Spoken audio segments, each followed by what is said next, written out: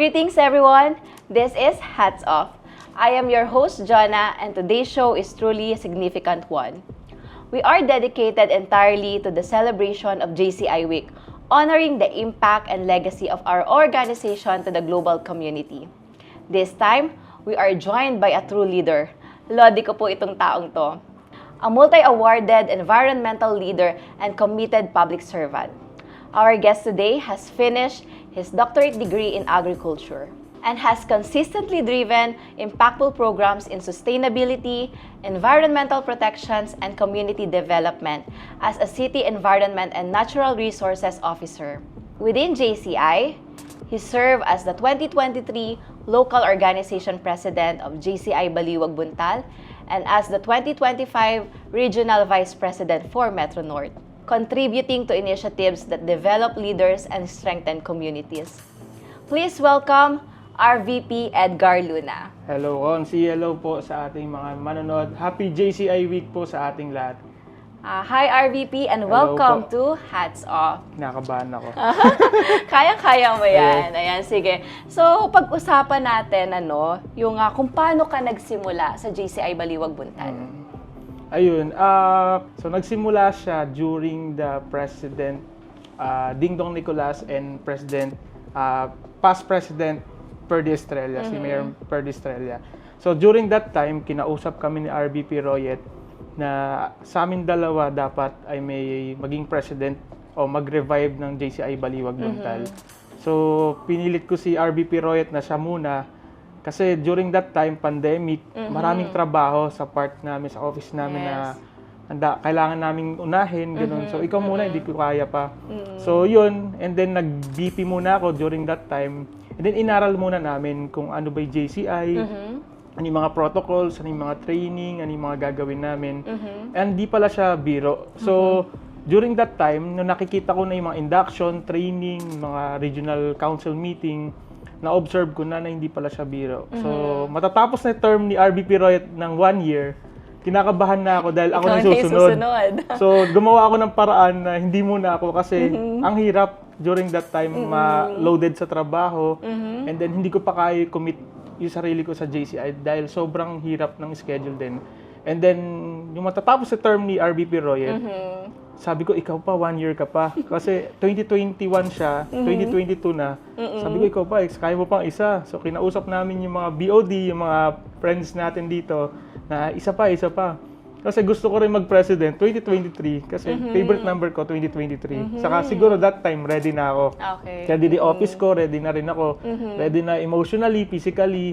Saka yung kahit pa paano, may perang paglalaanan sa mga project. So yun yung kwento. Kinakausap kami ni Mayor Ferdi na kami muna. And then, awa ng Diyos, si RVP Royet nag 2 years. So nakagayak ako ng 2 years sa sarili ko para iayos yung presidency ko. Pero tinulungan natin si RVP Royet kung paano mag-handle ng project, paano mag-handle ng training. And with that, na-practice natin ano ba yung mga gagawin natin hanggang ngayon. So, yun. So, nung 2023, ready ka na, naging president ka na.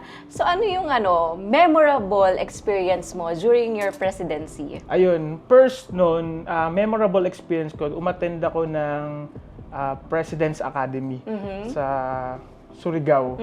Yun. So, parang during that time, nakita-kita lahat ng incoming president all over the Philippines. So nakasama ko iba't ibang president doon. Marami ako natutunan dahil hindi naka-attend during that ng mga past President Academy si RVP Royet. So first time natin na-experience yung ganun. May send-off, may training na ganun. So nakita ko ano yung klaseng leadership ang kailangan ibigay dito sa JCI. Kasi ibang type of leadership dito sa offices, sa government. Yes. So doon nakita ko na pag-aralan namin kailan ka dapat mag-submit ng bid, kailan ka dapat mag-practice ng ganito, parliamentary, kailan mo isasubmit yon. And then may time din na mga months din na dapat slow down muna tayo kasi baka ma-burn out yung mga members, mga project, mga training. So yung memorable sa akin kasi doon yung start. So doon ko natutunan sa mga kapwa ko president, incoming president that time, And sa mga members and mga speakers natin, sobrang gagaling ng mga speakers sa JCI. So, ang dami kong natutunan, which is ina-apply ko ngayon dito sa personal life and sa job natin ngayon sa government. Oo. So, nabanggit mo na, no, yung leadership. So, ano yung leadership style na ginamit mo during your time? During my time, gusto ko kasi lahat kikilos. O parang yung approach natin is grassroots approach. Na lahat kailangan mag-participate. Yes. Ilalabas natin yung talent ng lahat. Lahat ng leadership skills nila, ilalabas natin. Hindi lang galing sa akin, galing sa mga BP, sa BOD. So lahat dapat mag-shine, lahat may pakinabang, and lahat dapat matuto at the end of the term po natin. Oo. So yun. Ayan. So ano naman yung favorite project mo na na-accomplish? Favorite project ko, actually madami, pero yung memorable sa akin, yung nilaunch natin si Kuya JC, yung official mascot na mas malaki dito kay Adapt a JC project natin na project ni Presray. So kasi during that time, kailangan natin ng brand awareness. Dahil sino ba si JCI Baliwag Buntal, sino ba si JCI? So nilaunch natin siya para makilala ng hindi lang dito sa Baliwag, pati all over the Philippines. So maganda na may naging impact, kasama natin siya lagi sa project. Pag nakikita siya, JCI yan. Ito yung naitulong sa community. Ito yung naitulong sa mga leader ng mga bata. Ito yung naitulong as a whole dito sa ating Baliwag Buntal. JCI Baliwag Buntal. So aside from working dun sa government and also naging president ka ng JCI Baliwag Buntal at naging regional vice president ka, no? So paano nabago ng JCI yung buhay mo? Madami dahil paano ba?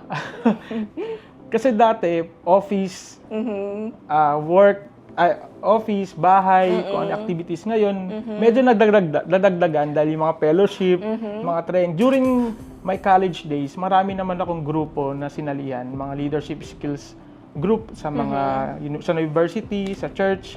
Pero iba tong JCI kasi ang kasama natin dito, mga young professional, mga CEO, mga lawyer, mga teacher, mga politician, iba-iba. Marami tayong natutunan sa kanila na akala natin dito sa field natin, sa lugar natin, sobrang galing na natin. Pero pag nakasama natin tong mga tao na to, ahanga tayo dahil ang dami natin matututunan.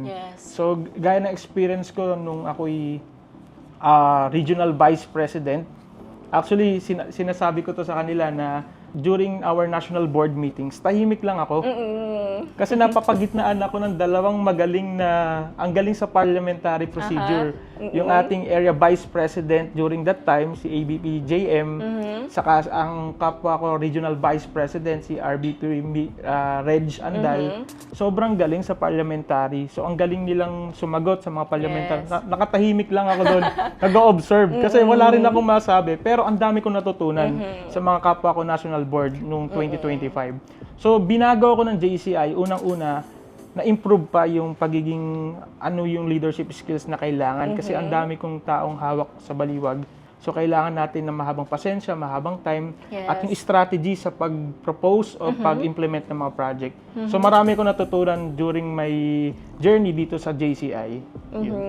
Ayan, so nabanggit mo, RVP, marami tayong mga tao na nakakasalamuha, iba't iba yung mga personalities nila, no? So syempre, may mga personality tayo na na-adapt nila, yung mga positive personalities, yung mga skills din nila, natututo tayo sa kanila. So talagang napakalaki ng impact and also yung growth and development natin nung nag-join na tayo dito sa JCI Baliwag Buntal. Matanong ko na din, sino yung naging inspirasyon mo sa pagli-lead ng organization natin? Number one inspiration namin, syempre yung ating reviving president, si Mayor Ferdy Estrella, dahil siya talaga yung sa dami-dami ng pwede niya ituro, kami yung ni RBP yung naging pioneer niya na ituro. So, nireview namin yung mga project nila dati, nakikita namin na nagwawaileya sila sa mga school, may operation tuli sila, meron din sila mga RCM and mga training. So, tinignan ko din yung mga young leaders natin na sumama sa atin, nag-join sa atin, nung first batch, second batch, third batch, up to now, tinignan ko, ano ba yung meron sila.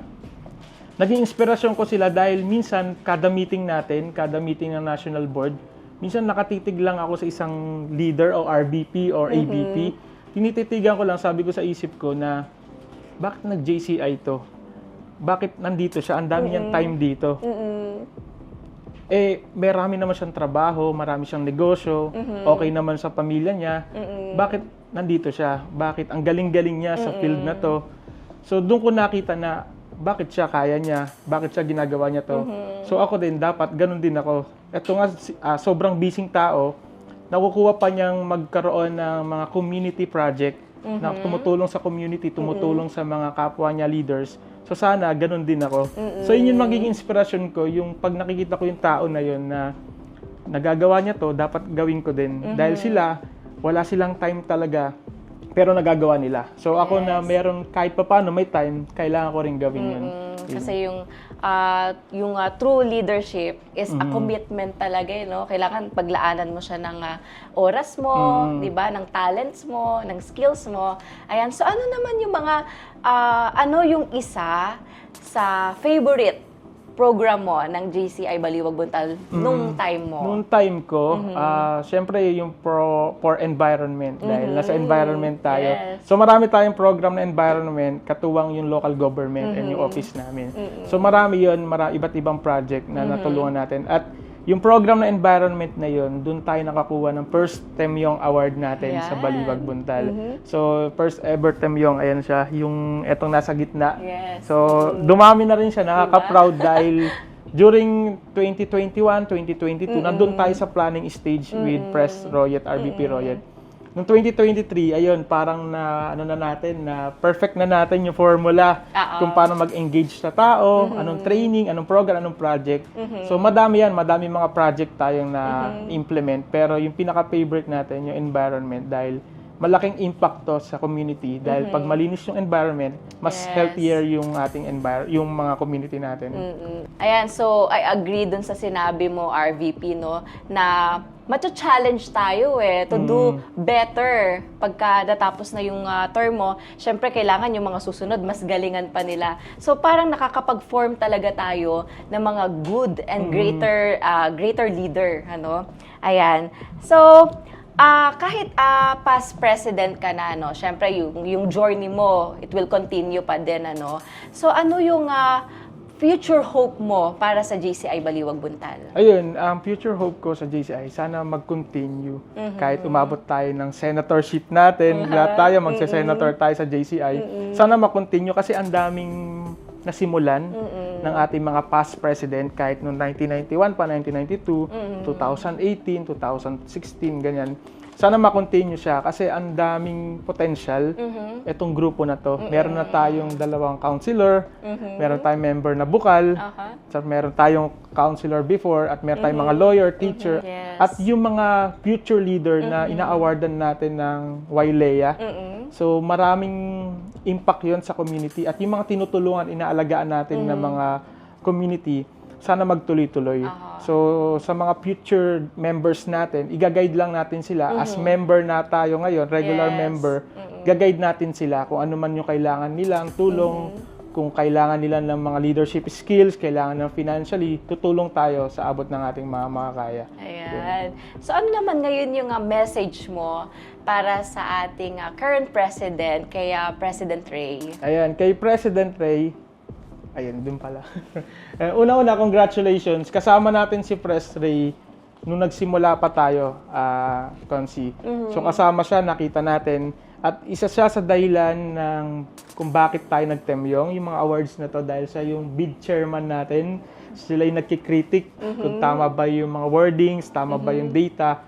So message natin sa kanya, tutulungan natin siya sa mga project, program, induction, at i-guide natin siya kung saan man yung kailangan niyang i-guide natin. At kasi nakakapagod si maging president dahil bukod sa personal life, merong tinatawag na parang may peak season merong bandang May, June, July, ma-overwhelm tayo Kaya pinag-aaralan sa President's Academy, kaya nagkakaroon din tayo ng Mid-Year Academy, magkaroon ng break yung mga president. So, sa mid-year nila, this coming May, pag-uusapan nila ano may nagawa nila, ano may mga future gagawin natin. So, binibigay natin support kay Pres Ray yung mga experience natin before para maiayos pa niya, para mag-guide pa niya yung JCI Baliwag Buntal. Dahil sobrang laki na ng JCI Baliwag Buntal. Nagsimula tayo ng 20 lang. Ngayon, parang more than 80. Yes. So, nakakatuwa na active din at iba't ibang mga members natin, may mga iba't ibang project. So, nakakatuwa yan. Sana mag-continue tayo kahit mga 50 years, more than yun. Ayan. So, thank you, RVP. RVP, ano tayo? Game tayo. Okay? Okay. Quick answers lang. Sige. Sige. So, one word to describe your presidency. Humble. Humble. Nice. Alam Parliamentary... bang babat ng ganun yun? Isa lang. Halimbawa. Joke lang to. Parliamentary...